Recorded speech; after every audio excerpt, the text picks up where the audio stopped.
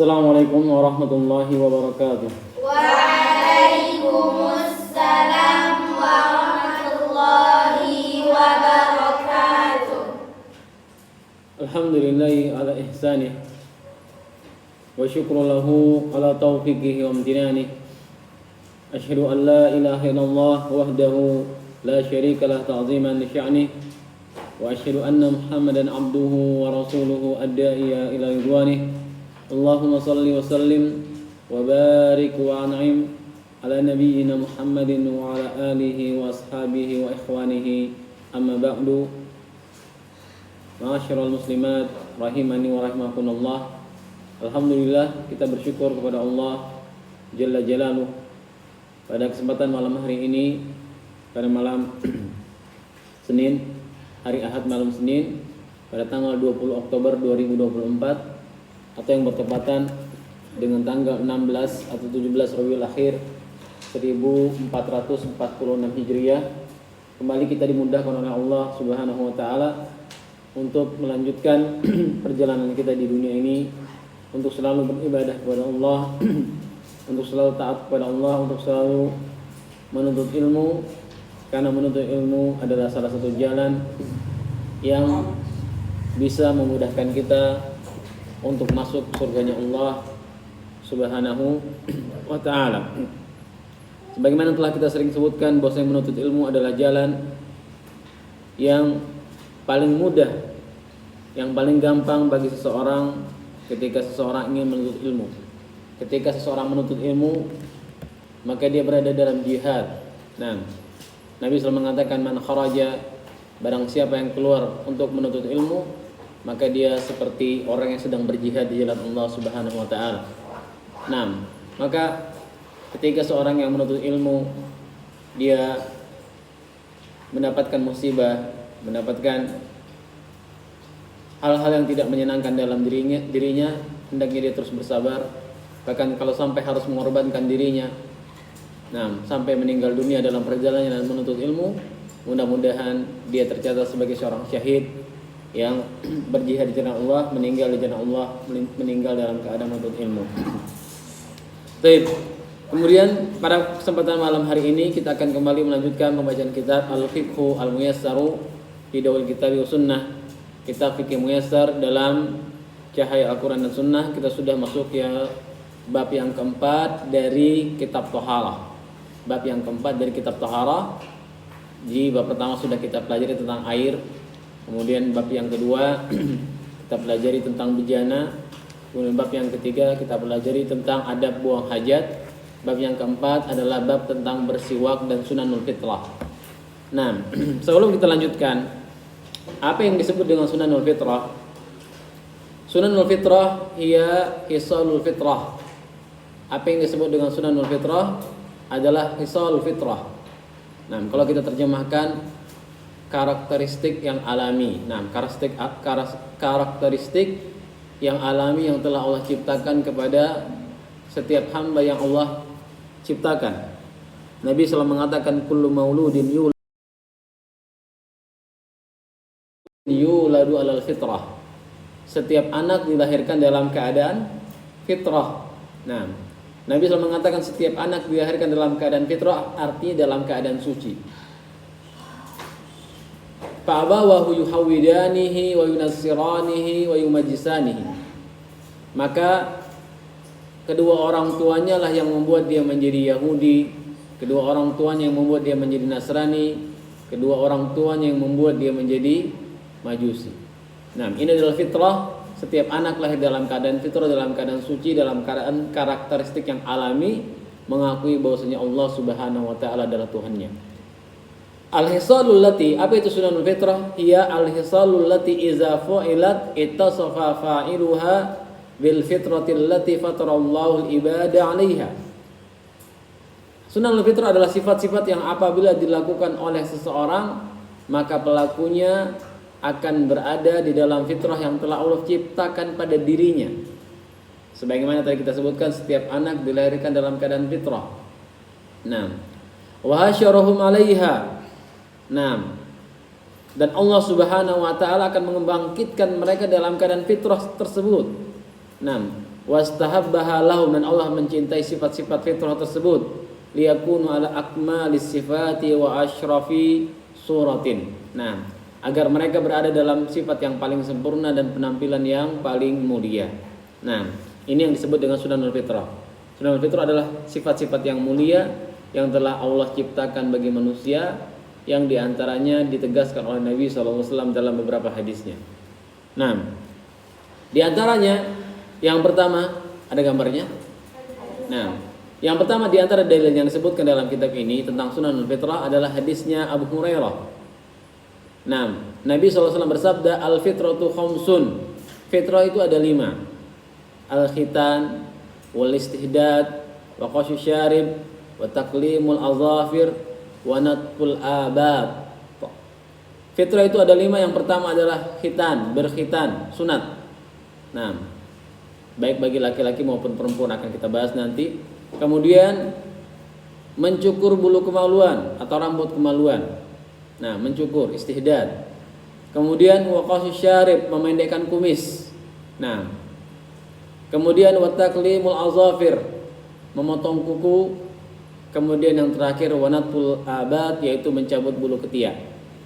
Ini adalah 5 hal yang merupakan sunanul fitrah, yang kalau dilakukan oleh seorang hamba, seorang insan, seorang manusia, maka dia akan disifati dengan sifat-sifat yang mulia dan sifat-sifat yang terpuji.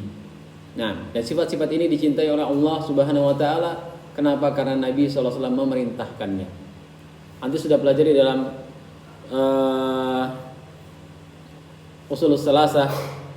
Sudah lewat belum apa itu ibadah? Hah?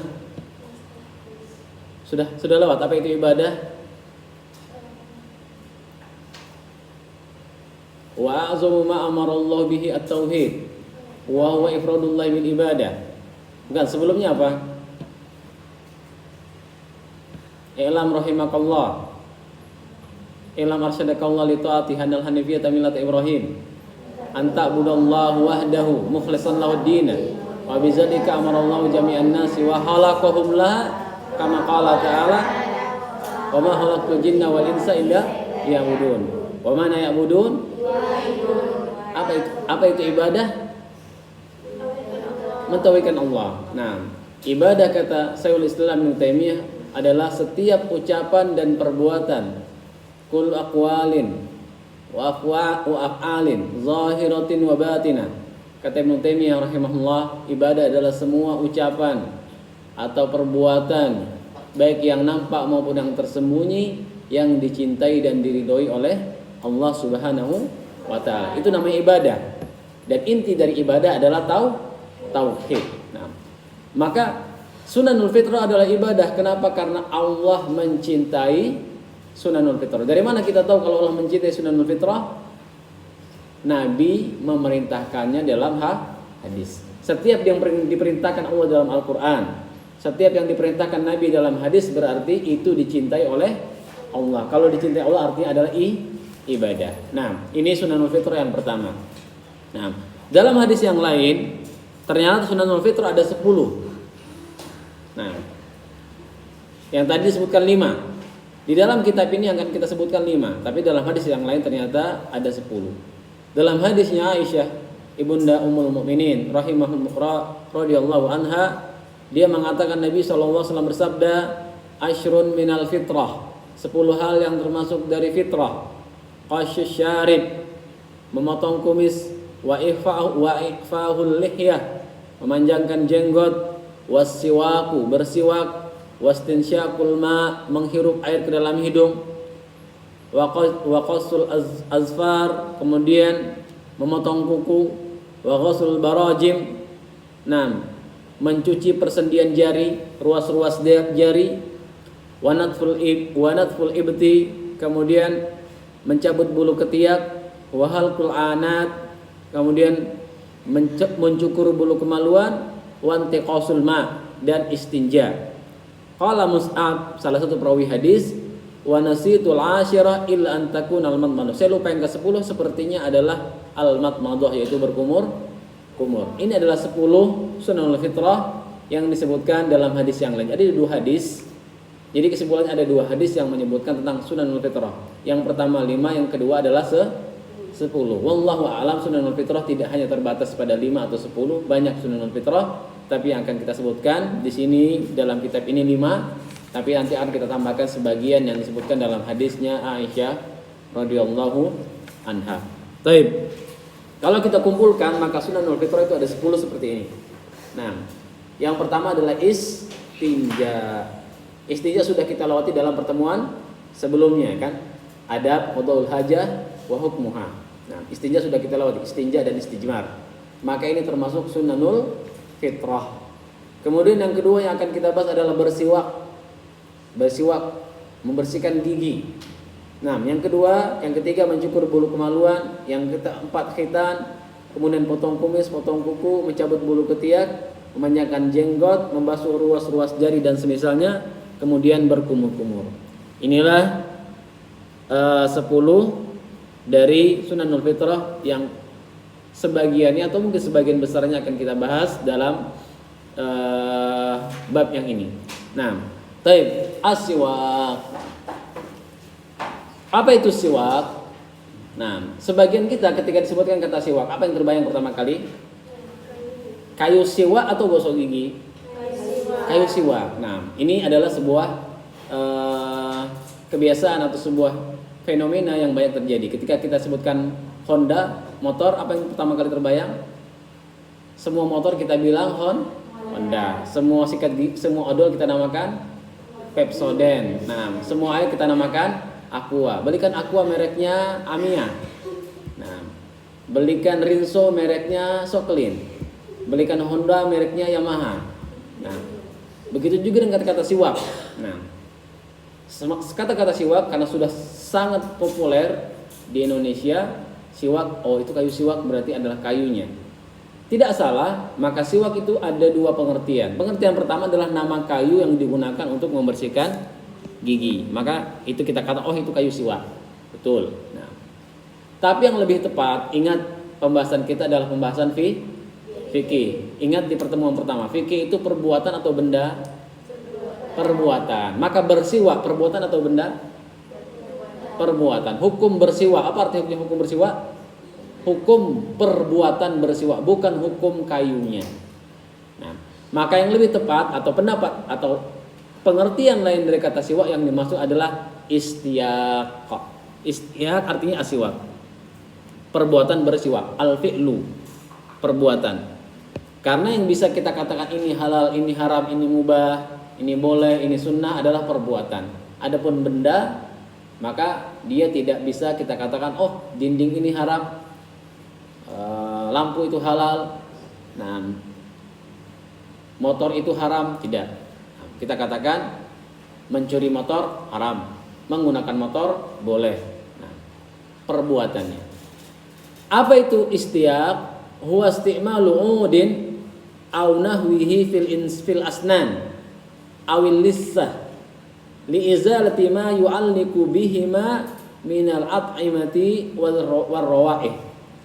Apa itu istiaq atau siwak? Nah, maka kalau kita disebutkan apa itu siwak dalam fikih artinya perbuatan membersihkan gigi. Apa itu istiaq adalah penggunaan kayu atau yang semisalnya. Atau yang semisalnya. Kalau yang semisalnya berarti apa? Sikat gigi yang tipunya apakah dinamakan siwak? Kalau dalam bahasa fikih iya. Jadi siwak itu tidak mesti kayu. Siwak, semua benda yang bisa digunakan untuk membersihkan gigi maka kita namakan siwak. Nah, itu namanya bersiwak. Bersiwak tidak mesti harus pakai kayu siwak, tapi bisa dengan alat lain yang bisa digunakan untuk membersihkan. Penggunaan kayu atau yang semisalnya pada gigi atau gusi. Nah, pada gigi atau gusi. Sebagian ulama bahkan sampai membersihkan lidah. Nanti pernah membersihkan lidah pakai sikat gigi? Nah, ini termasuk sunnah juga ya. Nah, membersihkan gigi dengan kayu siwak. Untuk menghilangkan sisa makanan dan bau yang menempel padanya. Di antara fungsinya adalah agar mulut itu tidak memiliki bau yang tidak enak. Nah, karena kalau lama tidak ngomong dari pagi atau lama tidak makan, maka ketika dia menguap yang lalat pun kalau lalat mungkin akan menjauh gitu ya. Nah, atau kalau lagi sholat orang yang berada di sampingnya, dan ini musibah, apalagi kalau yang di kalangan laki-laki, ketika dia sholat ternyata yang di sampingnya merokok, ketika dia Allahu Akbar langsung yang sebelahnya langsung puyeng kepalanya. Nah, seperti ini adalah diantara musibah atau efek negatif dari orang yang berangkat ke masjid namun tidak mau membersihkan giginya. Ternyata bukan cuma sehari, sudah berbulan-bulan tidak gosok gigi. Nah, baik. Nah, ini contoh kayu siwak. Ini kayu siwak yang biasa, termasuk sunnah yang sangat dianjurkan, termasuk wanita, bahkan wanita sekalipun disunahkan untuk bersiwak. Kalau ada kayu siwak seperti ini, maka ini yang afdol, ini yang lebih utama. Kalau tidak ada, karena kayu siwak itu kebanyakannya berasal dari Timur Tengah atau dari Pakistan dan belinya juga mahal, maka tidak mengapa kita menggunakan sikat gigi. Nah, sekarang hukumnya.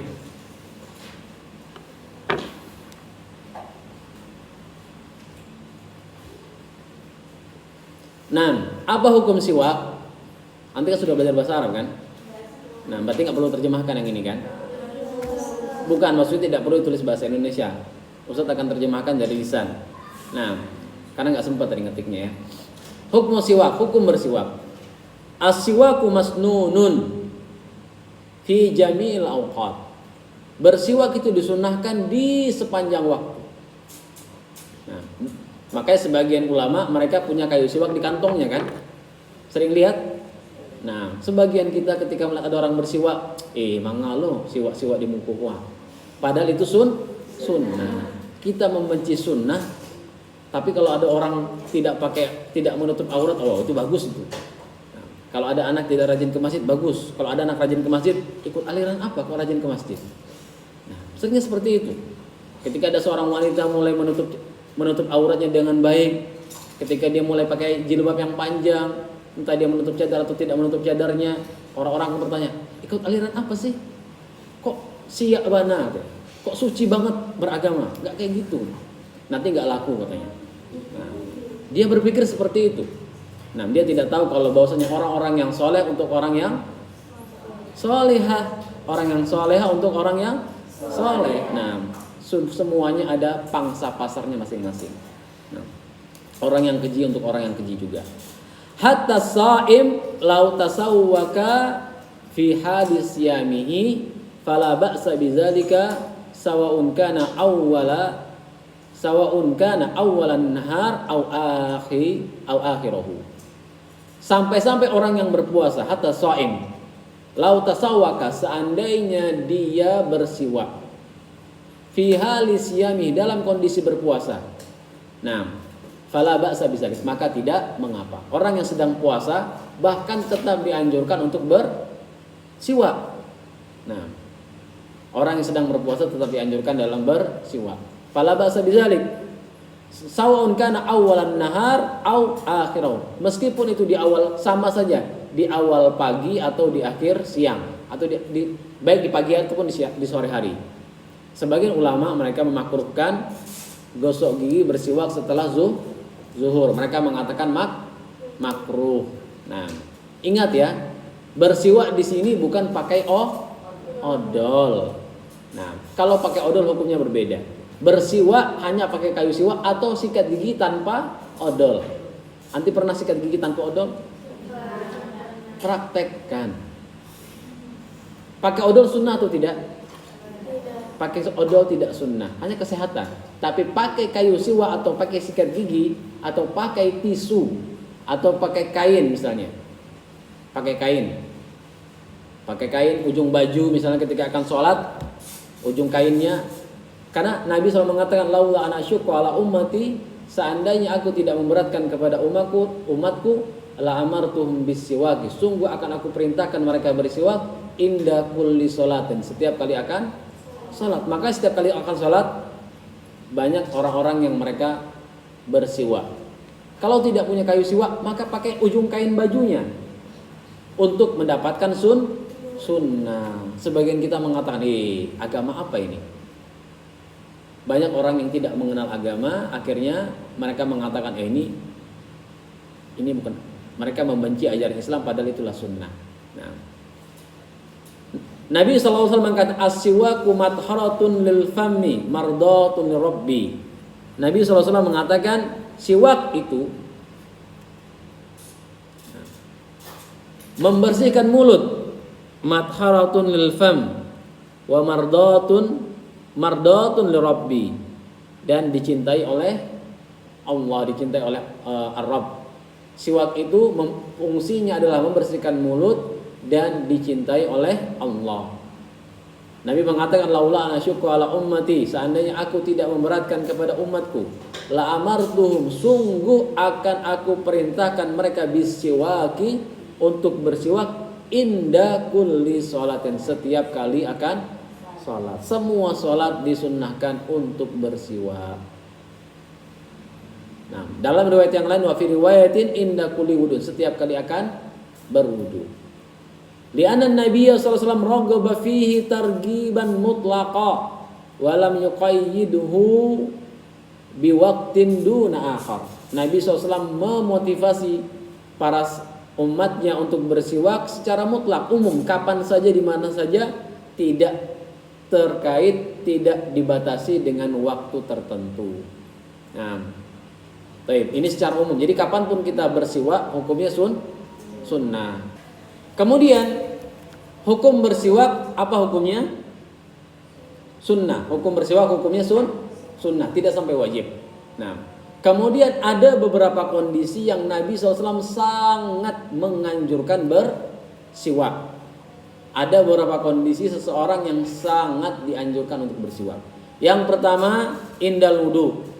Ketika berwudu sangat dianjurkan untuk bersiwak. Nanti berapa kali siwaknya? Pagi dan sore. Setiap kali akan sholat, setiap kali berwudu maka bersiwak. Nah, dan tidak mesti harus pakai odol.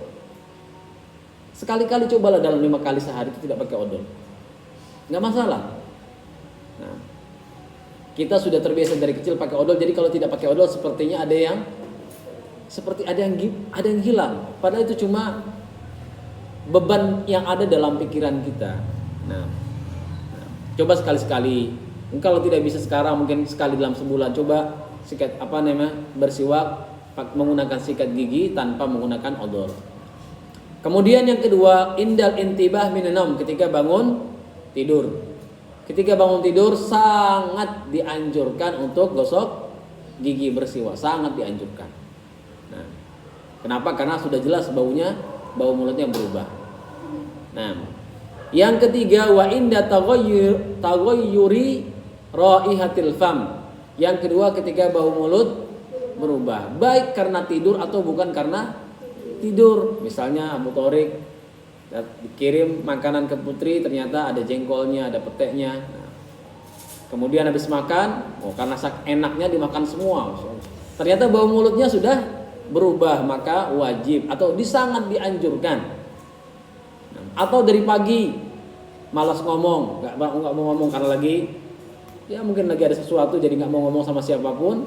Nah, itu kalau lama tidak ngomong atau lama tidak makan, biasa bau mulutnya berubah. Maka ini sangat dianjurkan untuk bersiwak. Kemudian yang keempat, inda qiraatil Quran, ketika membaca Al-Quran. Nah, maka ini perlu diperhatikan bagi anti para penghafal Al-Quran. Di antara adabnya para penghafal Al-Quran adalah membaca dalam keadaan mulutnya yang wangi. Nah, sikat gigi, jangan dibiarkan giginya bau mulutnya tidak siwakan. Nah, kemudian yang sangat dianjurkan sunnah muakkadah. Kalau hukum asal bersiwak adalah sunnah. Dalam kondisi-kondisi ini yang 6 ini hukumnya sunnah muakkadah. Ketika akan sholat sangat-sangat dianjurkan. Terutama kalau sholatnya berjamaah. Nah, apalagi ketika Allahu Akbar. Nah, kalau sudah tidak sikat gigi beberapa hari, masya Allah, itu menyakiti saudara-saudaranya. Nah, habis makan durian misalnya, habis makan rendang, dapat kiriman dari orang tuanya rendang. Ketika sholat sengaja tidak sikat gigi biar ketahuan sama teman sebelahnya habis makan rendang misalnya. Atau beli durian di luar diajak orang tuanya keluar makan durian, sholat ke dalam masjid, ke dalam musola, sengaja tidak cuci tangan dan tidak gosok gigi, langsung sholat, Allahu Akbar, bau duriannya sampai kepada imam. Nah, ini termasuk efek negatif orang yang dalam sholat sampai bau bawang pun tidak boleh. Nah, makanya orang-orang dalam sholat berjamaah itu sangat diperhatikan bau mulut dan bau badan. Orang yang punya bau mulut dan bau badan tidak boleh hadir sholat berjamaah. Nggak boleh. Di antara uzur tidak hadir sholat berjamaah bagi laki-laki adalah bau mulut dan bau badan. Maka kalau dia punya bau, mandi dulu. Kalau mulutnya bau, dia sikat gigi. Kemudian baru dia baru bergabung dengan orang lain untuk sholat berjamaah. Sholat Jumat, sholat Id. Nah, kemudian yang keenam, inda dukhulil masjid wal manzil. Ketika masuk ke dalam rumah dan masuk ke dalam masjid, terutama ketika masuk ke dalam rumah. Nah, ini sangat dianjurkan ketika masuk ke dalam rumah, anti pulang kampung misalnya sebelum masuk rumah siwakan dulu. Nah, karena dalam perjalanan biasanya bau mulutnya berubah. Nah, di antara hadis yang menjelaskan hal ini ada dua hadis yang disebutkan oleh dalam kitab ini. Yang pertama, li hadis al-Miqdam bin Shuraih, li hadis al-Qaddam bin Shuraih. Dari hadis yang Qaddam bin Shuraih, dia mengatakan, sa'altu Aisyah radhiyallahu anha. Saya bertanya kepada Aisyah. Qaddam bin Shuraih bertanya kepada Aisyah, bi ayyi syai'in kana yabda'u an-nabiy sallallahu alaihi wasallam idza dakhala baitihi. Bapaknya bertanya, Shuraih bertanya kepada Aisyah, bagaimana Nabi sallallahu alaihi wasallam mengawali, dengan apa Nabi sallallahu mengawali ketika masuk ke dalam rumah? Bi ayyi syai'in kana yabda'u an-nabiy idza dakhala baitihi. Dengan apa Nabi sallallahu alaihi wasallam mengawali ketika masuk ke dalam rumah? Maka kata Aisyah radhiyallahu anha, bisiwak, bersiwak terlebih dahulu. Jadi sebelum masuk rumah, Nabi SAW depan pintu sudah bersiwak. Ini bagaimana Nabi SAW sangat memperhatikan penampilan. Dan ini perlu diperhatikan ya. Sebagian orang mengatakan, kenapa tidak gosok gigi? Zuhud. Kenapa tidak mandi? Zuhud. Kenapa bajunya tidak digosok? Zuhud. Kenapa rambutnya tidak dirapikan? Zuhud. Itu bukan zuhud, gembel. Iya. Sebagian orang beralasan dengan zuhud seperti itu. Kemana-mana dalam satu minggu baju nggak diganti-ganti, nggak mandi. Dia bilang, saya zuhud, tidak mencintai dunia. Bilang saja miskin, sudah. Iya. Kenapa memakai alasan topeng agama untuk menutupi kemiskinannya?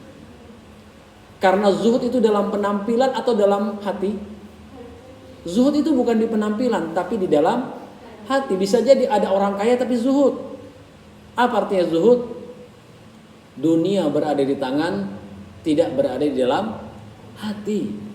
Bisa jadi ada orang yang miskin, rumahnya di pinggir sungai, bocor, pilingnya dari kaleng. Nah, rumahnya sudah reot, sudah pengen rubuh, tapi hatinya sangat mencintai dunia. Dia miskin tapi ternyata dia tamak terhadap dunia, tidak zuhud. Jadi zuhud itu bukan pada penampilan.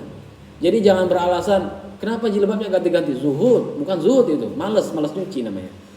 Nah, bedakan antara zuhud dengan malas. Nah, Nabi SAW ketika akan masuk rumah, beliau bersiwak. Berarti Nabi memperhatikan penampilan atau tidak? Iya. Ibnu Abbas itu terkenal sahabat yang sangat rupawan. Dia berdandan, dia pakai minyak wangi, dia pakai minyak rambut ketika bertemu istrinya. Ketika ditanya, kenapa seperti ini anak keluarganya Nabi seperti ini? Seperti orang yang seperti sangat mencintai dunia. Apa kata Ibnu Abbas? Saya suka melihat istri saya dalam keadaan cantik sebagaimana istri saya melihat saya dalam keadaan yang ganteng. Iya. Laki-laki suka melihat wanita yang cantik, perempuan juga suka melihat wanita yang ganteng. Itu wajar. Maka jangan sampai seorang suami beralasan, kenapa tidak sisiran? Zuhud. Itu katakan gembel. Ini banyak. Dan ini sering dijadikan alasan bagi orang-orang yang tidak mau berusaha, tidak mau mencari uang, tidak mau. Kenapa? Udahlah, kenapa nggak cari duit? Kalau Allah kasih rezeki, Allah akan kasih. Itu malas namanya. Nah, disuruh bekerja nggak mau suaminya. Kenapa nggak mau kerja? Kalau Allah takdirkan kaya saya ini. Itu malas. Nah, lihat bagaimana Nabi mencontohkan. Nabi bersiwak memperhatikan penampilan. Kemudian dalam hadis yang lain Nabi SAW kana Rasulullah SAW iza qama minal lail yashusu fahu bisiwak. Nabi SAW kalau bangun di malam hari beliau menggosok giginya menggunakan siwak. Nah, ini ketika anti sholat malam. Maka ketika bangun di malam hari maka bersiwak. Nah, baik. Kemudian wal muslim ma'murun indal ibadati wa taqarrub ila Allah an yakuna ala ahsani hali minan nazafah wa taharah. Maka setiap hamba, setiap insan, setiap muslim ketika akan beribadah hendaknya dia memperhatikan kondisinya dalam kondisi yang terbaik. Nah, jadi ketika kita akan masuk ke dalam masjid, ketika kita akan beribadah, ingat yang saya sebutkan tadi ya. Jangan jadikan alasan miskin atau alasan malas mengatakan zuhud. Kalau memang bedakan ya, ada orang yang miskin yang tidak punya apa-apa, maka kita akui dia. Kita lihat dia nggak punya baju apa, bajunya hanya itu saja. Kita kenapa nggak punya baju yang lain? Ya cuma punya baju satu ya, kita akui. Tapi kalau kita tahu dia orang punya uang, dia sebenarnya bisa cuci baju, tapi baju nggak ganti-ganti, nggak mandi-mandi, ini namanya bukan zuhud. Baik. Selanjutnya, apa yang bisa digunakan untuk bersiwak? Benda apa saja yang bisa digunakan untuk bersiwak? Yusannu an yakuna siwak atau yusannu an yakuna tasawwuku bi'udin. Disunahkan untuk bersiwak dengan siwak yang basah. Bi'udin rotbin. Jadi kalau nanti beli siwak digigit-gigit pakai air ludah biar lembut. Nabi SAW ketika beliau akan meninggal dunia atau ketika Nabi SAW meninggal dunia, Nabi SAW sedang berada di pangkuan istrinya. Nabi sedang berada di pangkuan Aisyah radhiyallahu anha ketika meninggal dunia. Kemudian tiba-tiba masuklah Abdurrahman. Abdurrahman ini adalah saudaranya Aisyah, Abdurrahman bin Abu Bakar. Di tangan Abdurrahman ada kayu siwak. Maka Nabi SAW melirik kepada kayu siwak yang dipegang oleh Abdurrahman. Aisyah sebagai istri yang baik yang paham suaminya, dia paham Nabi SAW ingin bersiwak.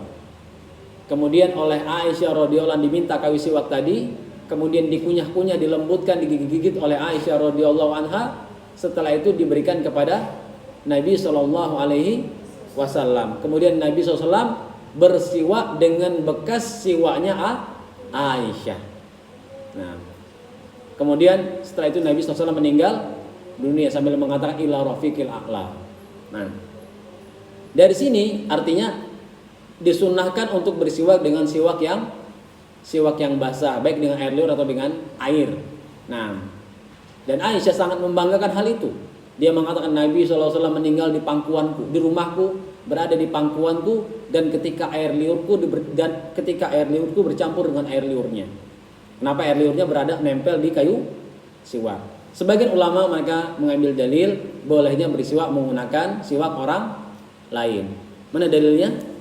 Kisah Aisyah atau Nabi bersiwak dengan siwaknya Abdurrahman. Ya kan? Punya orang lain kan? Boleh. Selama tidak punya rasa jijik. Nah, kalau suami dengan istrinya silakan. Suami dengan istri atau istri dengan suaminya. Tapi kalau teman dengan temannya mungkin mual-mual mungkin dia. Nah, yusannu an yakuna tasawwuk ba'da bi'udin ratbin la yatafattat. Nah, disunahkan bersiwak dengan kayu yang siwak yang basah. Ud itu ranting ya. Ud itu sebenarnya dengan ranting. Ranting yang basah, la yatafattat, yang tidak mudah pecah, yang tidak mudah hancur. Wala yajruhul fam, yang tidak melukai mulut. Fa inna Nabiy sallallahu alaihi wasallam kana ishtaqu bi'udi arakin. Karena Nabi SAW biasa bersiwak dengan kayu arak. Nah, jadi kayu siwak yang kita pakai sekarang namanya kayu arak. Nah, seandainya di Indonesia ini ada kayu yang lembut seperti kayu arak yang bisa digunakan untuk bersiwak, maka bisa digunakan untuk bersiwak. Tidak perlu kita impor dari luar negeri. Nah, nanti mungkin kalau besar ada yang di perhutanan atau di kehutanan, mungkin bisa cari-cari kayu apa di Indonesia ini ada di hutan-hutan Sumatera Barat yang bisa digunakan untuk bersiwak. Nah, wallahu a'lam. Walau an yatasawwak biyadihi al-yumna awil yusra. Maka bersiwak boleh dengan tangan kanan, boleh dengan tangan kiri. Maka dalam hal ini mana yang lebih tepat, kanan atau kiri? Semuanya boleh. Nah, boleh dengan tangan kiri, boleh dengan tangan kanan. Nah, sebagian ulama berbeda pendapat, tapi kita tidak akan perpanjang masalah ini. Intinya baik kanan atau kiri, dua-duanya diperbolehkan oleh para ulama. Nah, fa'in lam yakun indahu udin au fa'in lam yakun indahu udun yastaku bihi. Jika dia tidak memiliki siwak yang dapat digunakan untuk berwudu, ketika dia sedang berwudu, ajza'ahu atasawuk bi asbu'ihi. Maka dia boleh bersiwak dengan jarinya. Jadi ketika Anda sedang berwudu tidak ada kayu siwak, boleh bersiwak dengan menggunakan jari. Meskipun para ulama sebagian yang lain mengatakan kalau dengan jari tidak boleh. Bolehnya dengan kayu, bolehnya dengan sikat gigi, bolehnya dengan baju, dengan tisu, dengan kain. Nah, wallahu a'lam. Di sini dibolehkan. Kama rawa zalika Ali bin Abi Thalib radhiyallahu anhu fi sifati wudu'in Nabi sallallahu alaihi wasallam, sebagaimana yang diriwayatkan oleh Ali dalam sifat wudu Nabi sallallahu alaihi wasallam. Jadi dalam buku ini dibolehkan bersiwak dengan jari. Wallahu a'lam. Kalau dalam mazhab Syafi'i tidak cukup. Kenapa? Karena jari itu tidak punya sifat membersihkan. Kira-kira kalau mulut kita digosok-gosok dengan jari bisa bersih atau tidak? Wallahu a'lam ya. Nah, sepertinya kurang pas. Kalau Ustaz lebih cenderung ikut pendapat mazhab Syafi'i yang mengatakan jari tidak memenuhi syarat untuk digunakan bersiwak. Jari ya. Baik. Nah, ini contoh kayu siwak masih kecil ya. Seperti daun jeruk ya. Pohon jeruk ya, pohon jeruk limau. Ini kalau sudah agak besar siwak. Nah, ini kalau sudah besar lagi. Rantingnya yang diambil. Seperti pohon yang berada di tepi pantai, pohon bakau. Nah, wallah alam. Kalau ada di Indonesia, di pantai-pantai, di pulau-pulau atau di hutan-hutan, kayu yang lembut. Karena kayu siwak itu kan lembut ya. Nah, dia lembut dikunyah, dia serat-seratnya masih ada, bisa digunakan untuk bersiwak.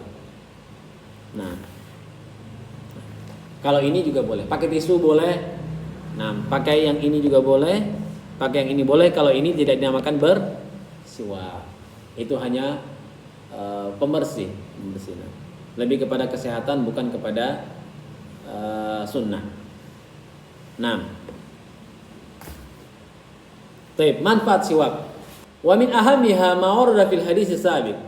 Di antara keutamaan siwak yang disebutkan dalam hadis sebelumnya, yaitu ketika Nabi SAW mengatakan annahu madharatun lil fam fid dunya mardatun lirabbi fil akhirah, bahwasanya siwak itu pembersih mulut di dunia dan diridhoi Allah di akhirat. Nah, fayan bagi lil muslim an yata'ahada hadhihi sunnah. Oleh karena setiap orang muslim seharusnya selalu memperhatikan sunnah ini. Wala yatrukuha, jangan sampai dia meninggalkannya. Lima fiha min fawaid azimah, karena bersiwak mengandung manfaat yang sangat agung. Waqad yamurru ala ba'dil muslimin.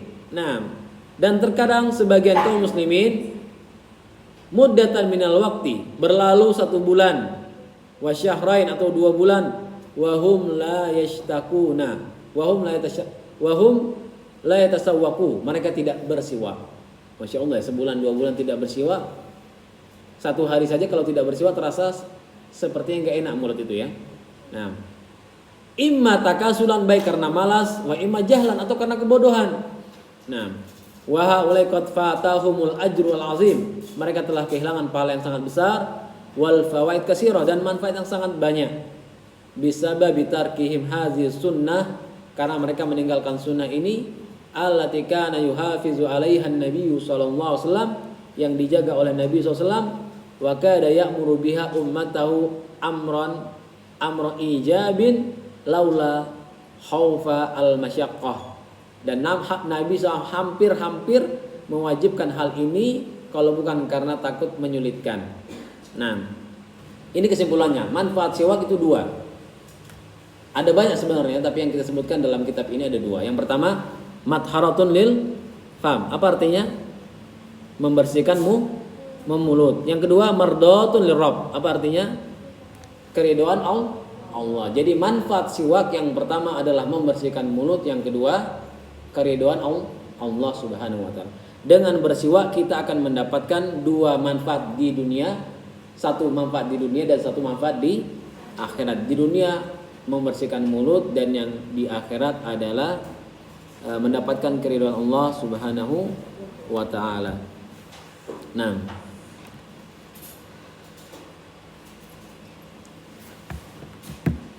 baik, terakhir pembahasan kita. Nah, kita tambah 1 dari 10 pembahasan atau dari Sunanul Fitrah yang kita sebutkan ada 10. Yang kedua atau selanjutnya dari Sunanul Fitrah adalah mencukur bulu kemaluan. Nah, ini hukumnya sunnah. Apa yang disebut dengan istihdad? Wa huwa halqul anah, yaitu mencukur rambut kemaluan. Rambut atau bulu terserah itu yang namanya ya. Nah, sebetulnya rambut mata, nah, rambut di kumis, tapi kita sering menyebutnya bulu. Nah, wa huwa halqul anah, yaitu mencukur rambut kemaluan. Wa hiya sya'r an-nabit haulal farj, yaitu rambut yang tumbuh di sekitar alat kemaluan atau sekitar kemaluan. Nah, kita semua sudah tahu, tidak perlu dijelaskan.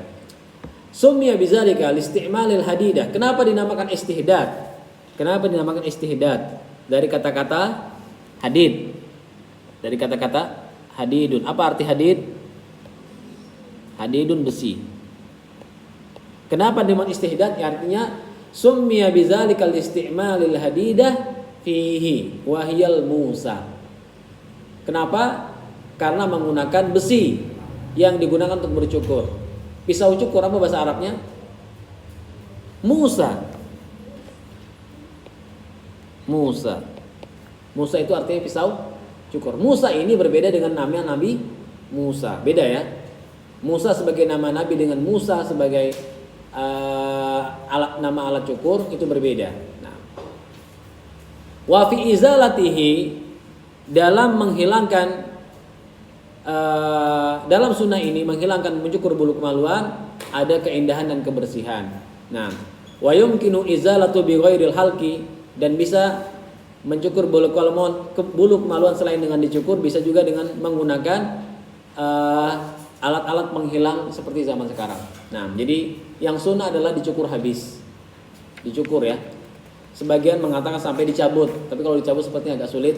Nah, bisa menggunakan alat cukur yang ada, bisa baik pakai apapun alatnya di zaman sekarang, dan ini hukumnya sunnah, tidak sampai wajib. Kita cukupkan dulu, kita lanjutkan pekan yang akan datang. Kita lanjutkan dengan khitan, yaitu khitan baik bagi laki-laki maupun bagi perempuan. Mungkin ini yang bisa kita sampaikan, mudah-mudahan bermanfaat dan bisa dipahami.